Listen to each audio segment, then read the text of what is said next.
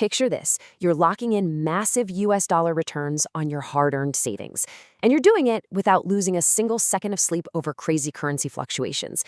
Welcome to today's Explainer. I am so pumped you're here with us because we're looking at a financial instrument that's basically spreading like wildfire in the global investing community right now.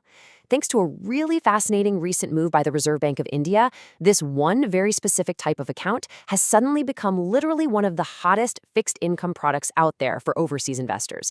So grab a coffee, get comfortable, and let's dive right in to unlock the secrets of FCNR deposits.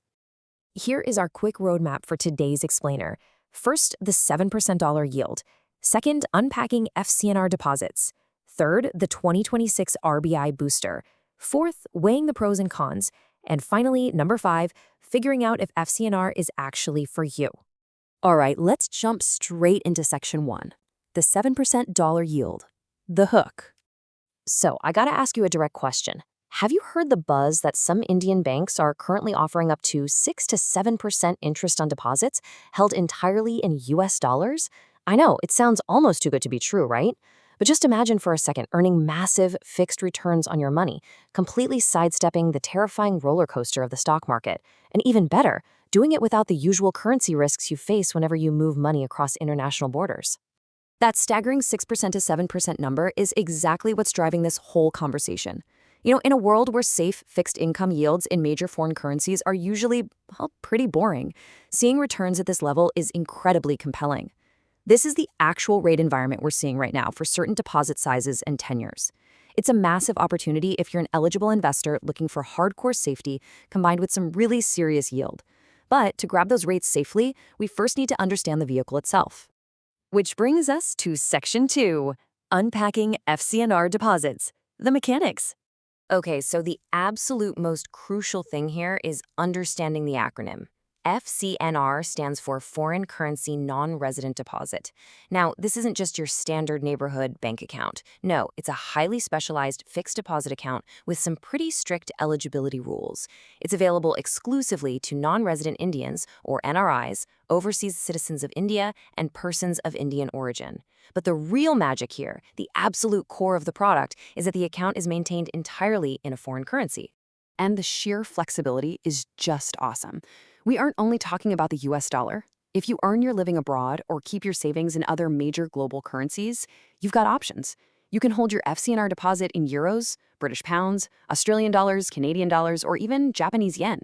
You literally get to pick the currency that fits your financial life best, making this a super versatile safe harbor for your wealth. Now, what's genuinely fascinating is how elegantly this solves a massive headache for overseas investors. Usually, a lot of NRIs bring their foreign income into India and stick it in an NRE fixed deposit. But here's the huge catch with that.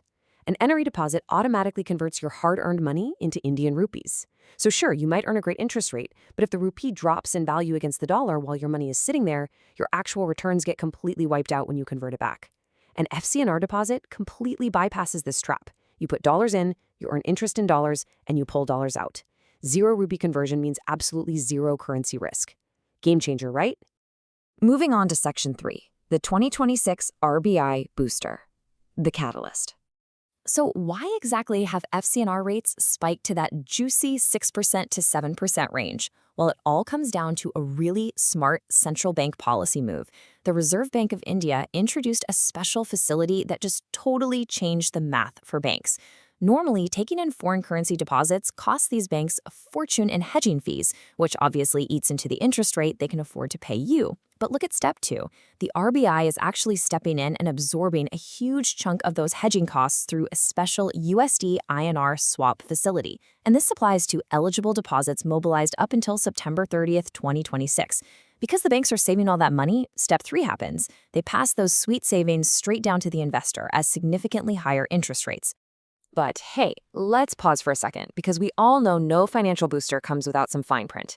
To actually get these elevated rates from the RBI scheme, there is a mandatory 1-year lock-in requirement. The rules explicitly state that banks cannot cancel the swap transactions under this facility. So as an investor, you absolutely must be ready to leave your money in there for the whole tenure. This is definitely not a liquid checking account you can dip into. It's a committed term deposit.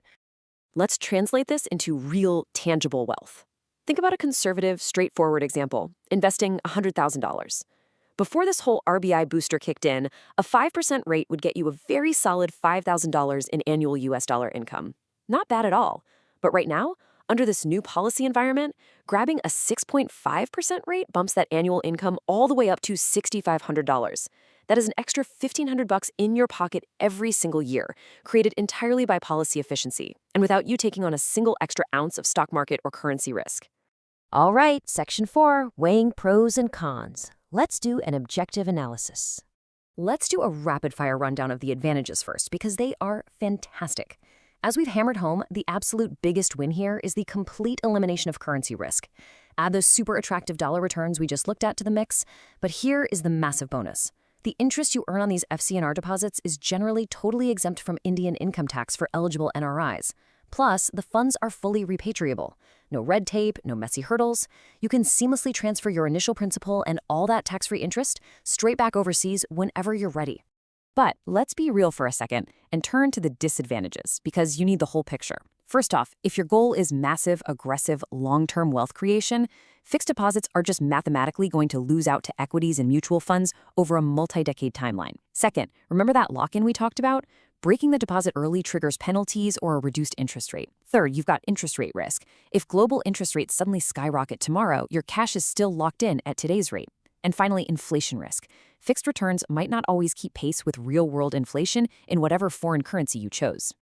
This brings us to our final section. Section 5. Is FCNR for you? The verdict.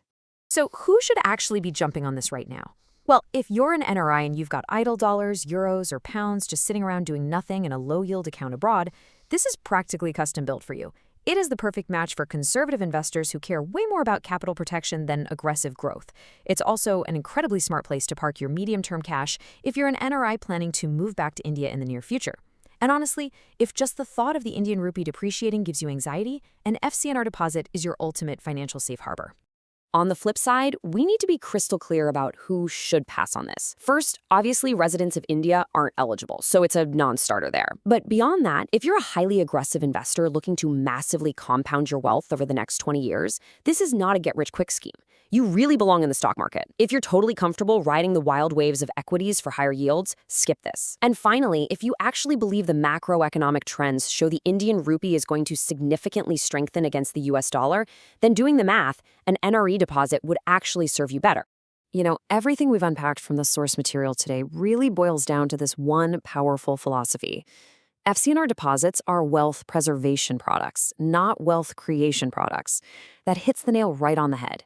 They are an absolutely phenomenal tool to lock in high yields, to totally shield your existing wealth from the chaos of the currency markets, and to build a literal fortress around your capital.